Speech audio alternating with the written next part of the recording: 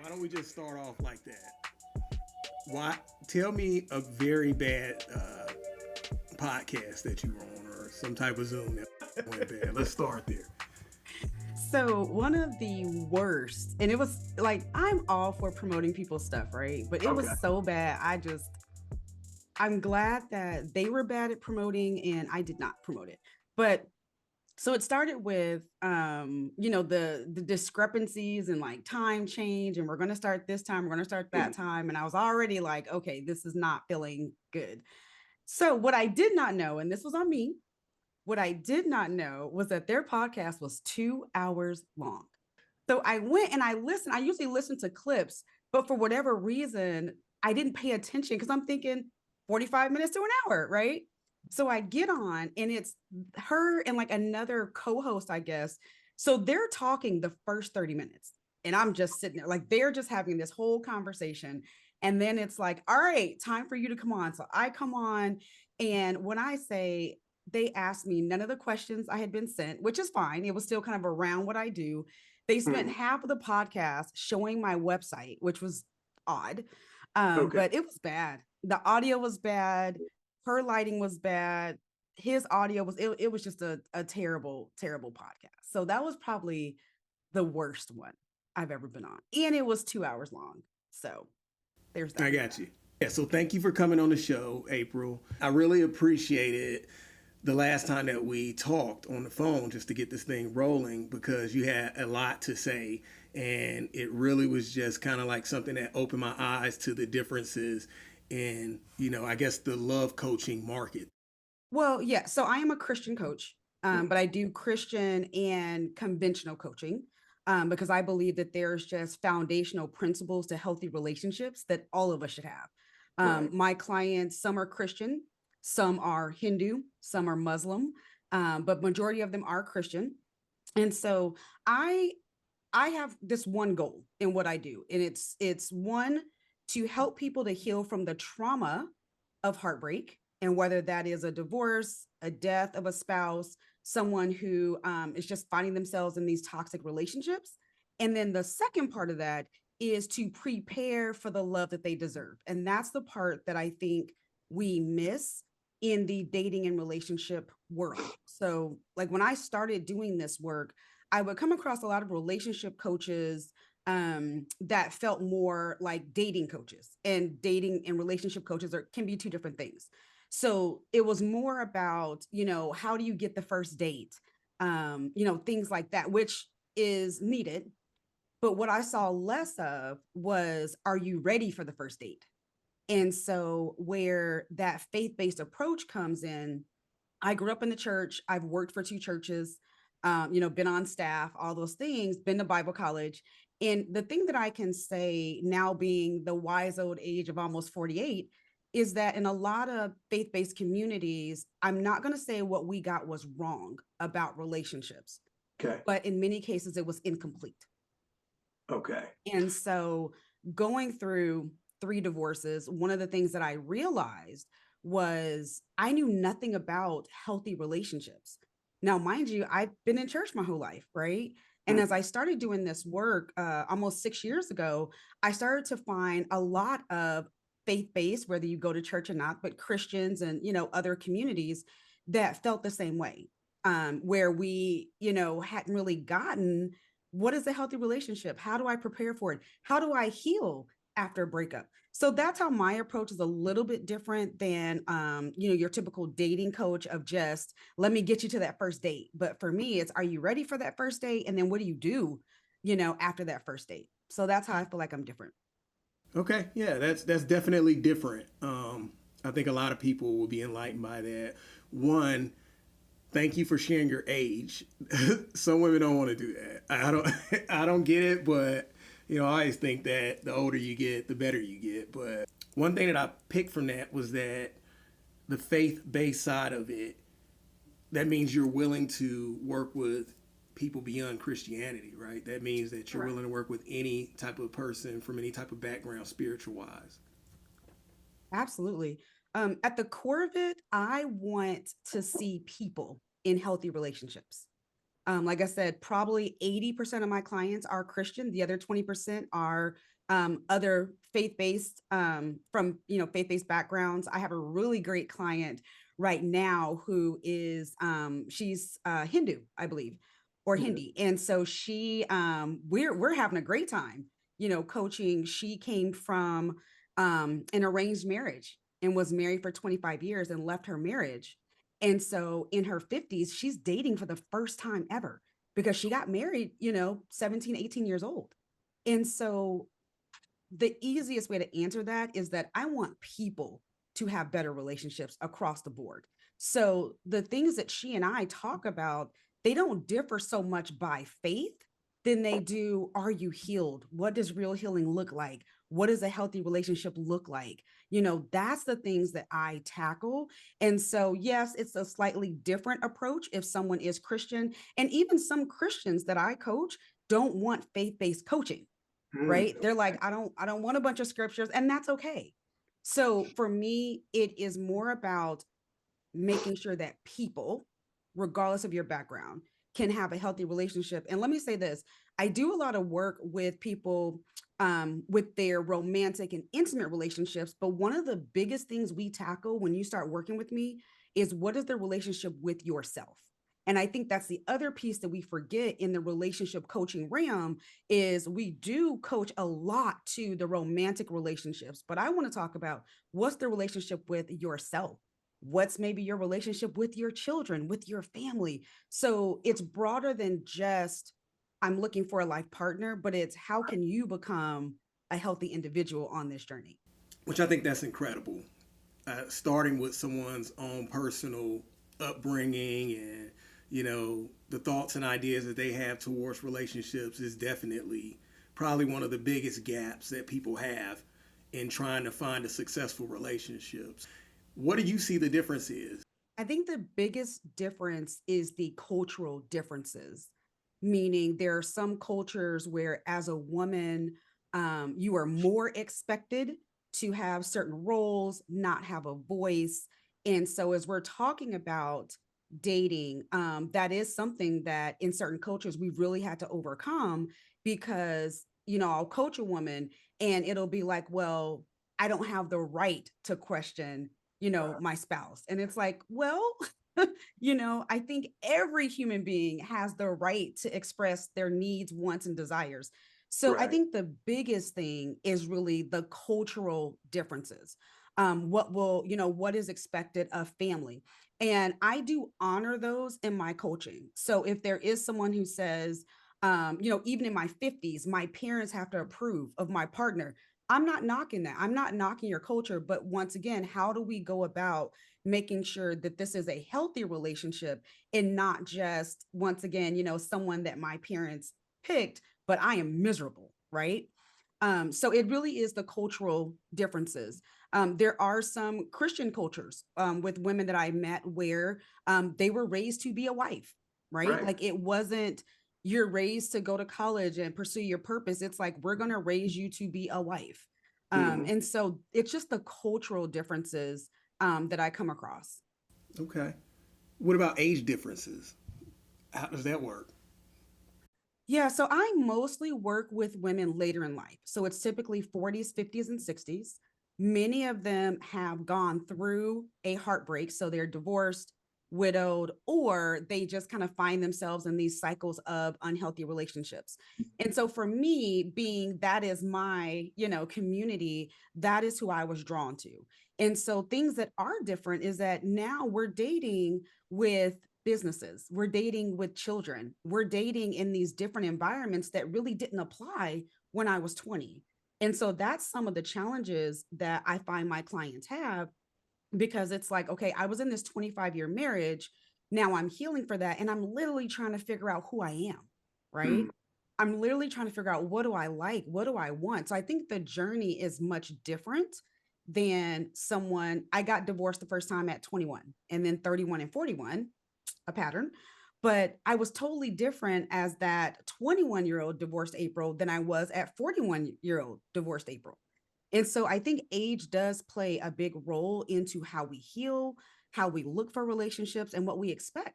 from relationships. And then also, being older, I think that we are more open to different relationship types that maybe we weren't when we were younger. Meaning, how we manage our finances in a relationship, the roles in a relationship, right?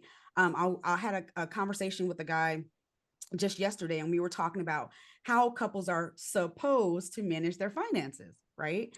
So Okay. when you were younger, it was you get married and you have one bank account and all those things. I do Mhm. not subscribe to that. And many people, we do not. I believe in yours, mine, and ours in the sense of all of our money is visible, right? There's no hidden money. There's no money we're tucking away so that we can escape. But what I mean by that is I'm okay with I have a bank account that I kind of do what I want with. You have an account, you do what you want with. And then we have a joint account that we decide. Right. But those are things that I remember the first time I got married, that was unheard of, right? Like, no, you're married, you have one bank account. And it was terrible. So those are the differences that I see in my audience being older, is just having the freedom, I guess, to really make your relationship what is best for you. Okay. Okay. Fair enough. Yeah, I understand the bank account issue though. I was married previously. I'm married now. I've been married for a few years, and we definitely now we both come to the understanding that we don't need joint accounts all the time, or we don't need to totally be invested in each other's savings or checking accounts. I think it's a what works in your relationship thing. And that kind of goes to the core of what I'm talking about, that there are so many relationship, I'll say rules, right? That did not give us the freedom to say what will actually work in my relationship. We're doing things in relationships because that's the way we were supposed to do them. So back to the money issue. Let me reiterate this. I do not believe in hidden money, meaning if we do have those three accounts, my spouse can still see what's in mine, I can see what's in his, but we don't have just one account that we share. Um, my parents, for example, my parents split their finances. My dad pays for certain things, my mom pays for certain things. And I've literally heard my mom say, "Hey, you owe me $30 for groceries," right? Like that, but they've been married for 47 years. Right. And they would have what I call a wonderful, transparent relationship, but that's what works for them. My sister, so my sister and her husband, my sister makes considerably more than her husband does. And what they do is they put in a certain percentage of their income. So it may not be the same amount, but it may be the same percentage is what Ah, they put into like that joint pot. So the core of what I'm saying is do what works for you.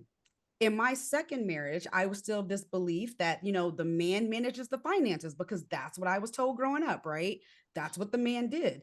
Terrible with finances, terrible. And I suffered through that because, well, the man manages the finances. And I ended up having to file bankruptcy after that divorce, where I was a person who had purchased my own homes and things like this. But because of, this is what the man is supposed to do and this is what the woman is supposed to do, here we are. And so that's the premise of what I'm saying is do what works for mhm. your relationship. Um, Once we hit the streets at 18 years old and we're getting out there trying to mix in with people and connect in relationships, I see ultimately that it's huge failures that come from that, that it's so hard to recover from. I think that relationship should be a subject of its own in school that we should learn about. But how does like Christian values, these old Christian values that a lot of people hold on to, uh, how do those kind of play a part into disastrous relationships? So, like I said in the beginning, I don't think that what we got was wrong. But I do Mhm. think it was incomplete meaning. Now, there was now. Let me be clear. There was some stuff that we got that was wrong. So if you're Okay. listening to this and you're like, "Girl, I grew up in so and so first," like yes, there was some stuff that was wrong. But the key things that I think we left out. For example, we've always heard this term, "Don't be unequally yoked," and I believe so much in that.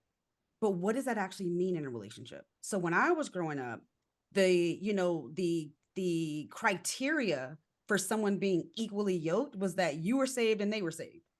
Mhm. But we didn't take into the account their character, their upbringing, our compatibility. Can we communicate? are we attracted to each other? So it Right. was kind of like this baseline, don't be unequally yoked, but what does that really mean in a relationship? And so we would hear that and it would just be like, well, make sure they're saved.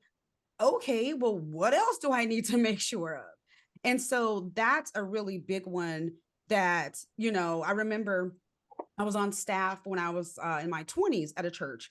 And I would be told, because I was the pastor and first lady's assistant, I was in like my mid 20s, and people would say, oh, girl, you can't be single in this role. Like, that just doesn't look good. You can't be single. And well, why can't I be single? Right.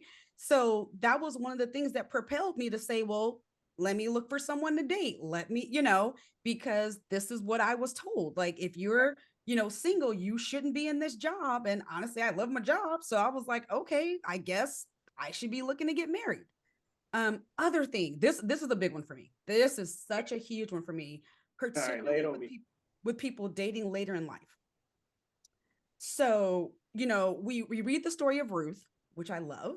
And if you're familiar with the story, she was a widow. She moved to this new town. And basically, her mother in law was like, look, girl, we need to get you married. Okay. Right. And so she told Ruth, like, go dress up, look good, and go be in front of this man that could marry you. Now, there were some things that happened back then that I wouldn't advise right now, right? Like, don't go lay at his feet, all those. But many times in faith-based communities, as women, we were taught, you just wait for your man to show up. God will send your man. You just wait. And there have been instances where I've heard women being told, don't you say nothing to a man because you're gonna look fast, don't you? And I'm like, okay, hold on, right? There's nothing wrong with a woman approaching a man. Hey, would you like to get a cup of coffee? And the reason why I feel like those stories, I'm not gonna say don't apply, but those stories have to be applied to today is that you have a lot of men who have been rejected, who may not walk up to you first, who may not be the alpha male. Now, should men lead? Yes. Should you allow men to make a decision? Yes. But there are men that's like, look, I have been done dirty for 10 years. I'm not going to put myself back out there. And you, as a Right. woman, might be the one to walk up. How's your day? Right? Tell me about your, right? You might be the one. And there are wonderful Christian relationships where the woman slid into oh boy's DM, right? Okay. Hey, I like what you're putting out online, because he never would have done it. And so those are some of the things. And so I have friends who are in their 40s who were like, but I sat around and waited for Boaz. I waited, right? But you took no action. You didn't put yourself out there. You didn't look like nothing. You didn't, you know what I'm saying? And so those are once again, one of those things that I feel like wasn't wrong, but it was incomplete. Okay. And then I have um, seen clips, been at conferences where even today you'll have a school of thought of like, well, women, if you're desiring a man, you're just thirsty. And God made you to desire companionship. God made you for that. And so you got this school of thought telling these women, to feel bad about wanting a relationship. To what? I agree. I agree. Uh, And so those are some of those things that, I heard growing up, okay. the women I coach heard growing up. And I feel like, once again, it wasn't necessarily wrong, but it was very incomplete. I got all that, and I'm sure a lot of viewers will. But okay, what's up with Ruth and this feet thing? That caught my attention. Like, what is that all about? Yeah. So, so Ruth's mother-in-law, Naomi, Okay. told her once again, and it is, put some clothes on, look Mm. good. And the first thing she told her to do was put yourself in position to be seen. So she Okay. told her, I want you to go work in Boaz's field so that he can see you. Right. And so when she began working in his field, he then told his servants, like, hey, throw her a little bit extra. So now he's, paying attention to her. Right. Throw her a little bit extra. And so there was a point where he was sleeping. And remember, though, we're talking about customs of that time, right? And so a custom of that time was to go lay at the feet of, the master, things like that. And so she did that once again to put herself in position to be seen, to be open for marriage. So then she got his attention. There was another family member, because then, when your husband died, traditionally I won't say moved, but traditionally you could marry a family member, right? It was almost Oh, okay. like Wow. if my brother's wife died, it was like my responsibility or my honor to then marry her, to protect her, to take care of her, right? And traditions of the time. And so Boaz was like, hey, I'm interested in her, but you have another relative that's closer to you. And Boaz went to him and was like, hey, I kind of want Ruth. Do you want her or not? And the other guy was like, no, we're good. Paraphrasing, right? So Bible scholars don't come after me. But once again, those were just customs at that time. But the point, I believe, of that story was a couple key things. One, women, we need to put ourselves in position to be found, right? We hear this scripture a lot that a man who finds a wife finds a good thing. Are you in position to be found, right? So that was the biggest thing. And then two, obviously, I'm going to say, because it's the Bible, God had orchestrated some different things in his heart and her heart. But letting women know that the man is not always going to be the one to approach you. You might need to initiate a conversation, right? Whether that's just good morning, smile. So, really quick, I read this study. I read a bunch of studies. I'm a kind of a data nerd like that. I have a Okay. marketing background. That's what I All do. right. So, I read this study about like why men aren't approaching you. And it was addressed to men. Like, why aren't you approaching like a woman that you like? And some of the biggest ones was, she doesn't even notice me. So like I might say hi, she doesn't say anything back. I may try to do something to get her attention. She doesn't respond.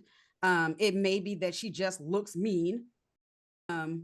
She's distracted. So all that to say that, the core of that message is, we talk about, being found. We have Mhm. to be in a position to be found. But I mean, has those things changed? Because what I see, especially in our society, is that a lot of people appeal to people of power, right? They'll lay at the feet of someone who has a lot of power, or who has a lot of financial, who are secure financially. They'll extend themselves for those people who sit at that higher level in society. But for normal people who are at their same level, they won't extend that same grace. And I think that's a problem that a lot of us men kind of deal with, is that sure you'll go lay at the feet of Boaz, right? I think that's the gentleman's name, if I'm correct. Yeah. Okay, Well, give me an example. give you an example. Uh, so, for instance, you have a normal person who works in your office with you, who is pursuing you. He likes you a lot, but the boss is also single, right? A lot of times, the attention will go to the boss and not the person who is actually trying to pursue you. So, I mean, that's what we feel as men a lot of the times. Okay. What I can say is women feel the same way, Oh, okay. exact same way. Um, it comes down to a few different things. One, it comes down to personal preference. It comes down to, for women, something that is still very important to us is stability. The ability for a man to provide, to contribute to our household. Now people choose people for very different reasons. Okay. Whether it be, this is truly what I want, is someone who is, let's say, in the C-suite, or I have an insecurity and that is just the person that looks better to me than the average person. What I can tell you though, across the board, and this is experience, this is the people I coach, this is um, the data, that the education that I've completed, Okay. is that there are certain characteristics that women are looking for. The biggest one is the ability to feel safe. Now, let me say this. I'm talking about the emotionally secure, healed woman, right? So if you've got someone who is still unhealed from past trauma, then their picker is going to be off. They're going to be choosing superficial things. So when we talk about the guy in the C-suite versus the guy in the cubicle next to you, if it is someone who is unhealed, that's going to drive their decision. So, that's just that person. But in general, women want to feel safe. And when we talk about feeling safe, so I read a study years ago that said men's biggest fear in relationships is being rejected. Women's biggest fear in relationships is being murdered. Because, like, for us, we're looking for safety. It was a funny poll, but like it was real. Like, we're looking for safety, right? And that safety is not just a physical safety, it is an emotional safety. Shameless plug, on my podcast, When Love Comes, we talk about the women who have found love again. What was one of the biggest things that they were like, yeah, this man is the one. And the most common answer? He made me feel safe. Can I interject? Yeah. Isn't the safety that women are pursuing is just is just because they picked someone in the past who wasn't safe to begin with? So doesn't it always come down to your Absolutely. choices? And that is why it's so important to do the healing work. Because when I talk about safety, it's not just a physical safety. Like, we want to be physically safe. But what they said was, it wasn't that he made me feel physically safe, he made me feel emotionally safe, right? I could come to him with my fears and he would be like, all right, let's talk about it. I Right. could come to him with boundaries and he honored them. Like, I have an acronym for feeling safe in a relationship. It is secure, affirming, um, fruitful, and empowering, right? So we want to feel emotionally safe. So if you have a healed woman, right? Healed, Healed. that guy in the cubicle has a great shot, right? Make her feel safe. Listen to her. Ask her what her needs, wants, and desires are. Honor her boundaries, right? Now, to your point, going back to the reason why we get into these detrimental relationships, and I know this from experience because I went through 20 years of heartbreak and trauma and 3 divorces because I wasn't healed, right? I was unhealed. And so I was picking every man that I dated from the blind spots of someone who wasn't healed, right? Mm-hmm. It was like, okay, I kind of know what I don't want because of what I've had. But to be honest with you, I couldn't tell you what I did want. So is it unhealed or is it uneducated? Because I hear I a lot think of they're synonymous. yeah, I'm saying I hear a lot of women and men talk about this healing process and to me that takes away accountability from myself because ultimately I know that I'm not going to pick on my ex-wife or anyone in my past who's done me wrong because accountability tells me that it's not that I need to be healed now. I just had a huge educational curve that I wasn't willing to overcome the gap with in relationships. So I got to put it on myself. I think they're synonymous, right? So healing is being educated on accountability. It's being educated on taking accountability, on self awareness.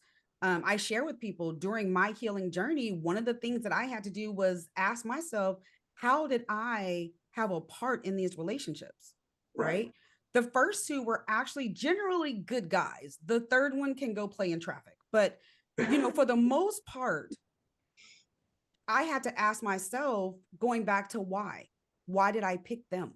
Right. you know why did I feel like I needed to control everything? So that's one thing I hear so much, right, in relationships, is like women try to control everything. Control happens when we don't trust. We Right. try to control the things we don't trust. I remember my last relationship, he was trying to change like our cell phone carrier, and let me tell you, I had a panic attack. A panic attack. It's a cell phone, right? It's a cell phone. But what that told me was that I didn't trust his decision making skills. And so we try to control things that we don't trust. But that comes from I was unhealed in certain areas. I picked this person who I didn't even trust. And so, yes, I think saying you're unhealed without pursuing healing is an excuse, Right. is an excuse. Absolutely. But saying you're unhealed, but you're pursuing healing, that right there is accountability. So to me, it depends on how you're using that, right? This is just me. You're not healed and you're not trying to get healed. Okay, makes sense. So right off the rip, should Christians date outside of their religion? So that is a personal choice. And there are some interfaith relationships that are absolutely wonderful. My belief and my desire as a Christian would be to date someone of Christian faith. Okay. Do you feel like just, biblically based, that is God's best for us is for someone else who is a Christian. However, at the end of the day, your relationship is your relationship. And so, like I said, I've met couples who were interfaith and had wonderful relationships, had wonderful, levels of faith individually. That is for you to decide. I believe that as a Christian, that is what God wants for us. But once again, that is on a person to person level. Okay. Have you seen inside of Christian spaces? Have you seen better relationships than what's outside of Christianity or outside of the church? What's funny, the divorce rate for Christians is the same as it is for non-Christians. Wow. What I can say though is that when you have a relationship that is rooted in faith, right? Mhm. Rooted in God, you're on the same page, you are more susceptible to be able to have successful elements of your relationship, right? So that may be communication. We're praying together. We're growing together. We're in a purpose together. So I would love to say yes, but unfortunately the numbers tell us otherwise. And what it comes down to, once again, it is people being able to maintain a healthy relationship. And unfortunately, you made a statement earlier where, you've met these couples that were married since they were 18 and they're 80. And, we look at that couple and we're like, yeah, you were married for 75 years. What Right. we didn't know was that you were miserable for 75 years. And Mm. that's not every relationship. Let me be clear. But that goes back to some of those misconceptions that just because you've been together for a long time means this is a healthy, fulfilling relationship. Because, you think about our grandparents, right? Right? Grandma may not have left grandpa because she had 7 kids and no education, right? Um, Although grandpa had kids in every county, or vice Mhm. versa. And so that's one of those, relationship myths that I think sometimes we don't take a deeper look at, is just because people have been together for a long time means that they're in a happy, fulfilling relationship. Now, I personally, being a Christian, right, this Mhm. is my perspective. I do believe that a Christ-centered, God-centered relationship is more fruitful across the board. But Okay. also, I've been divorced 3 times and I married 3 Christians, Right. right? I married 2 guys who showed up at church, they served at church, one played in the band, all these things. But once again, I didn't know that there was so much more to a healthy relationship than we go to the same church, right? It isn't there a contractual element though to marriage that, for better or for worse, till death do us part. That contractual agreement is kind of being broken all throughout. I guess churches as well are dealing with the same type of elements of that. Um, how do you weigh that? Because on one end, you do want to pursue your own happiness, right? You do want to have a fulfilling relationship. But isn't that like what someone views fulfillment as? our grandmothers and grandparents view fulfillment as it being a whole family together for one common cause. And at the end of the day, growing out generationally, which is why we all got here, because our grandparents cared enough to stay inside of a relationship for better or for worse. But when do you think that it needs to split? I mean, especially from a Christian So background. it's different for everybody. Let me say this, for those who are listening, from a 3-time divorcee, I am pro-marriage. I believe in marriage. I want marriage. I want a healthy marriage.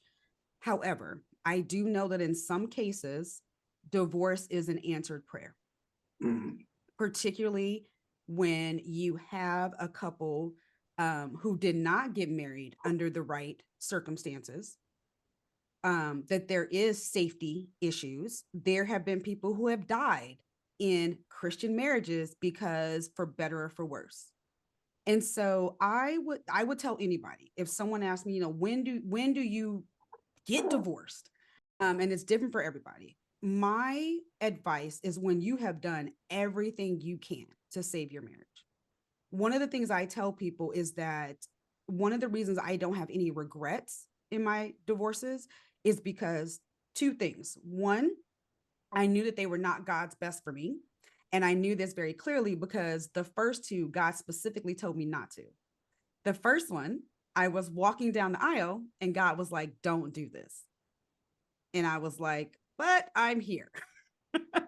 And I remember crying, and my best friend was like, oh, you were so cute. You were crying. And I was like, yeah, because I knew I was making a mistake. The second time, his mom told me, don't marry my son. He's not ready. Took me to lunch. And I was like, no, but I love him and he loves me, And she was like, okay. And then the third one, I didn't get as glaring red flags, but there were things that I saw. And I remember after my divorce, I was so angry with God, like angry. I was like, don't talk to me. I'm not talking to you. Like, I was mad. I was like, we did the premarital counseling and we did all the things. And here I am divorced again. And God literally was like, look, I tried to warn you the first 2 times and you didn't listen. So this time you had to learn. And that was just true story. And that was the time I learned. That was the one that woke me up. God was like, I tried to tell you. So one of it is, understanding how we got into a relationship. We say this thing in the altar that let no man, tear apart what God has put together. And I could just imagine in half of those marriages, God is like, that ain't me. You better stop blaming me. That's not me. That's y'all. That's not me. So one, understanding how we got into a relationship, how we got into that marriage. So for me, I knew at a certain point, and I knew early on, I knew at a certain point, like this wasn't God's best for me. This was my doing. This was our doing. But secondly, like I said, you have to be at a place where you can say, I have done everything I could do, because a relationship is 2 people. Right. You could be all in to your relationship, all in, and it's your partner who decides, I want out. And that is humans. Relationships are risk. Thank you, Disney and social media, for portraying relationships, and Hallmark for portraying relationships as like, you meet this person and you're starry-eyed and you might break up, but he's gonna come back and live happily ever after. Come on now. At the end of that day, that person could choose to leave. And so relationships are risk. But you have to be the person who says, I've done everything that I could do in this situation. Now, if you were in a relationship and you are not safe, and I'm talking about physically safe, emotionally safe, then you need to separate. Now, do I say divorce? I don't know, y'all, but you need to put yourself in safety. Because like I said, there are many Christians who have, till death do us part, and you lost your life in that relationship. But yeah, I get what you're saying about that. It's just always, I think that's always on our minds as men. Like, why is this contractual agreement not being honored by, I guess, if the numbers are correct, 70% of women are responsible for divorcing, for the divorce rate in the country. So it's a lot of men who go into relationships like, damn, this is going to be, I'm already I'm already up against something before I even go into it because of those numbers. Why is it women that usually divorce more than men? So I do want to address though the mentality going into the relationship, right? So that goes back to our level of healing, right? So if we're going into it with that thought of like, my back is already against the wall, we might need to work through some of that because you're going to bring that into your relationship. That type of mentality, and this is across the board, right? This is not just men, but women. When you go into a relationship with the man, these numbers are already against me, your behavior is going to reflect your thinking. And so I always say, where your mind goes, your life will follow. Well, I don't think And those. so, Sorry, I didn't mean to cut you off. right. I was gonna say I don't think those men are overcoming those gaps. I think they're probably staying single, and they're not getting married to begin with. But when I see so many men who, Christian and otherwise, who are struggling with divorces, and and it's not so much as the fact that the people who they were with divorced them, it's the choices that they made after the divorce. Yeah. I would say, like, when you see someone and it's like, man, he was a good guy, she was a good girl, they broke up. I think people don't make any judgments on that. But I think the judgment call comes in when after you see this divorce break up, you see this guy going through a lot of pain, and you see this lady on the other end out at the bar now, or out making more bad choices, and that's Christian and otherwise. I have a great response. Okay. Divorce is a death. It's Okay. not a death sentence, but divorce is a death. And there is a grieving process that everyone handles differently. I handled one divorce where, yeah, I mean, a month after I was partying, because that's what people tell you to do. You just get back out there. But that's literally why I do this work, because no one was there to tell me, how do I recover from a Mhm. divorce? No one was there to tell me that heartbreak is an actual trauma. We've heard this person died of heartache. That is very true. Trauma will literally affect you physically, mentally, emotionally, financially, everything. And so, what you're saying is literally why I exist in Okay. doing what I do, is because so many people don't know how to grieve a broken relationship. They don't know how to bounce back because, once again, the world tells us, oh, you got a divorce, just hit the streets, just find somebody else, just, you're not ready for that. You need to figure out you. And so, yes, that is a very common response to whether it's divorce, breakup, someone who loses a spouse, because there's no one there to tell us this is how you grieve a relationship. So that goes back to, I'll tell you, faith-based communities, and not one in particular, but as a whole. I Okay. went through my last divorce on staff as a church, at a church. And don't get me wrong, my leadership was great. They were there for me. I think they paid for like so many therapy sessions, but no one told me what to do after that. And that is just a gap in our society, particularly in faith-based communities, but across the board with people who end relationships. There's no one to tell them, well, what do I do now? How do I not get back into this relationship? How do I choose differently the next time? What do I look for the next time? So what you're saying is spot on, but divorce is a death.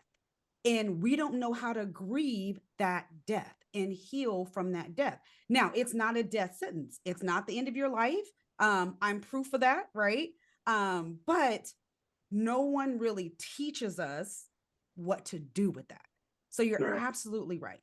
So to Well, answer your other question, yeah, go ahead. why are so many women initiating divorce? Mhm. The short answer is we now have choices in life. You go back 50, 60, 70 years, a divorced woman may not have been able to purchase a home, get a stable job, provide for her family, all these different things. And in today's day and age, as a woman, I can be divorced and still live a fulfilling life and, continue with my life. So I think that the core of it is simply because we just have more choices as a woman. You go back 100 years, right? We couldn't own property. We can have a bank account. We can do any of these things that gave women freedom. Now, I also think that the root the root of divorce is one, not understanding healthy relationships, because like you and I said, no one taught us about healthy relationships, Mhm. and not understanding who we are. And in the Christian aspect, who our God-given identity is, and just as a person, who are you? Like who are you? There are times when I will coach women, and I do actually coach some men now, and I'll ask them like, who are you? What do you even like to do? And they're like, oh, let me think about that. Mhm. Let me think about that. Or describe a healthy relationship. And they're like, oh, well, I'm happy. Well, what does happy look like? Right. So the core of it is one, women simply have more choices. Mhm. And, two, I feel like um the failure of relationships is we don't learn in the dating phase. When I talk to, because some of my clients also have therapists that they go to, Mhm. and we, I don't want to say we share clients, but we help each other out with our clients. Um, and I talk to marriage therapists, marriage, counselors, particularly those that were counseling people like earlier in their relationship, like in the first 5 years. And I said, what do you see? What are you counseling them on? And the biggest answer I got was they don't have marriage problems. They have single problems that they didn't deal with while they were single. So now they're married, and now we got these issues. Mhm. I want to talk about who you are now before you Mhm. even get into a relationship. What does healthy dating look like? Because if we can get healthy dating together, Right. then we'll have healthier marriages. Yeah, I mean, you bring a lot of baggage into a relationship, and then when you get into that relationship, how can you be so sure that the person who you don't want to be with anymore isn't because actually them? It's because of you. Yeah, yeah. And I'll tell you the turning point for me in like my healing journey, when I finally was like, Mhm. oh, I need this, is I had gone to therapy for real this time after my third divorce. And the first question she asked me was, tell me about your childhood. And Okay. I was like, I'm not here about my childhood. I'm here because I've been divorced 3 times. And she's Right. like, yeah, tell me about your childhood. And Mm. so many of us were unaware of the trauma that we were carrying into these relationships. And then it all made sense of, oh, that's why I picked. Because I married the same man 3 times. He just had a different name. But it was the same Okay. characteristics, same spirit, same all 3 times. And so you're right. And I think as a Black and Brown community, we now are more open to seeking professional help, just to work on ourselves, right? Than ever before. Our parents, our grandparents, it was, you don't share the family secrets, and you don't tell, and you don't, and so we carried that trauma, throughout our lives. And then we get into these relationships, and now that trauma is starting to bleed onto our partner, and we can't figure out why we can't get this right. Yeah, but you have an incredible amount of knowledge in this, I can tell, and you're very passionate about it, and I can see where people will actually use your services and actually come out better. The thing that I like about love coaches and people who step in to support other people, because more is even more so, it's like facilitating, because there's no love coaching degree, right? You don't have to pay back tuition for doing this most of the time. Well, maybe so. I mean, but it ain't gonna be $100,000, right? But I'm just saying, you come in with this wealth of knowledge, and people need that service, because just the things that you have talked to me about today, they've kind of opened my eyes up to some different understandings about what relationships mean and why they break apart. And I think even the men and women who are listening will be like, okay, I learned something new. So, what's next for you in this line of work? Where can you see yourself going to with this? Absolutely. So I do want to clarify that I am a certified life coach. So I have had many, many, many hours of education and training in what I do. So Okay. right now, at the time of this recording, I just launched my third podcast. It's called When Love Comes. So that is Wow. a great resource. I am talking to women and couples just about the journey between the trauma of heartbreak, whether that's divorce, being a widow, being in that single season and healing, and then in many cases, finding love again, right? Healthy love. So that's a great resource. Shortly, I will be launching the When Love Comes community. So that is a community, a relationship coaching community for women. It is primarily faith-based, but it's for those women who are in that journey of either healing from heartbreak, I'm single, or maybe I'm in a new relationship. And like we talked about, no one taught us how to do this. And so that'll be a place where you can get resources, you can hear from me and experts. And then this summer, I am actually launching a few programs for couples. And so that's something that I have just started to do. Most of my work these last 5 years have been with single people. Like I said, just preparing them for healthy love. But I will be opening up my practice for couples in the next few months. Okay. So yeah, my apologies. I guess I didn't realize that there was like a training regiment behind it, or is there like an institute for it, or do you get it through like some type of degree field? So let me say this: you life coaching is not as regulated as therapy or counseling. Meaning, Okay. you, sir, could wake up tomorrow and say, "I'm a life coach," and you can be a life coach. However, I believe in being educated in an area where we are trying to help people, particularly as sensitive as relationships, trauma, things like that. Mhm. So there are several institutes. I am a licensed, or not a licensed, I am a certified life breakthrough coach, and also Christian coach. I am also a certified trauma support coach through the Arizona Trauma Institute. And then I have now almost finished another relationship coaching certification. And so what that does is it actually trains you on communication and healthy relationships and resolving conflict. So once again, I'm not just talking from my experience, but I'm talking from my experience. I'm talking for literally the 50 hours of education I've completed and the hundreds of people that I've talked to, right? But yes, there is a science to it. There's a science to relationships.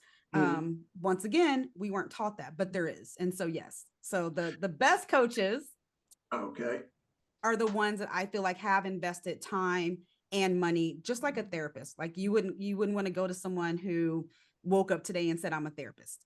And then let me share the difference really quick, because that's a question I get all the time. What Okay. is the difference between a life coach and a therapist? We work together, but we have two different roles. A therapist is that person who is going to help you get to the root of your issue. So I think about it like a tree. So you've got this tree that needs to be uprooted because it's a problem. And so the therapist is going to help you get to the root of that tree and pull it up, right? A life coach, we are now going to come and say, well, what needs to be planted here? How do you make it grow? What kind of tree do you want? How much sunlight does it need? And so that's how we work together. So life coaches, we help you with future thinking. We help you to move forward. Your therapist is going to be there to help you really dig into that trauma and, uproot it, and so that it no longer affects your life the same way. Well, that was an excellent analogy. That makes a lot of sense. Where are those places where you could get that training at if you wanted to do that? Absolutely. So, any accredited life coaching, I would look for one that says that they are ICF, which is the International Coaching Federation. As Okay. long as they are accredited through ICF, that's one that I would recommend. And there's a bunch out there, but just make sure that you're reading their accreditations to ensure that they truly are, um, you know, going to give you what you need.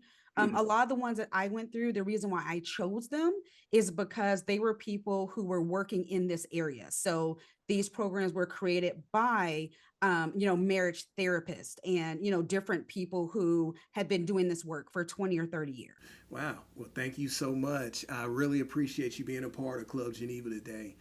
Um, Hopefully, we can see you back in the future, maybe get some future updates, see where you're moving ahead along to. I'm sure it's going to be somewhere that is awesome. It's a lot of people who would like to contact you. So, do you have an email address that people could contact you at if they wanted to ask some questions? Absolutely. So the best way to contact me is to go to my website. It's aprilnowlin.com, which is my name. And on there, you can submit your request. You can email me. You can schedule a free consultation. You can do all that there. You can find all the resources that I have. And then also social media, just Google my name. It's April Nowlin on Facebook and the April Nowlin on Instagram. Okay. All right. Well, that concludes another edition of Club Geneva. I'm your host, Shay, and I really appreciate everyone coming and listening to this fascinating topic tonight. If you want to contact me, you can get a hold of me at clb.geneva@gmail.com. Have a good night. Take care. Thanks for having me. Oh, yeah, you're anytime. Come back. I hope you come back.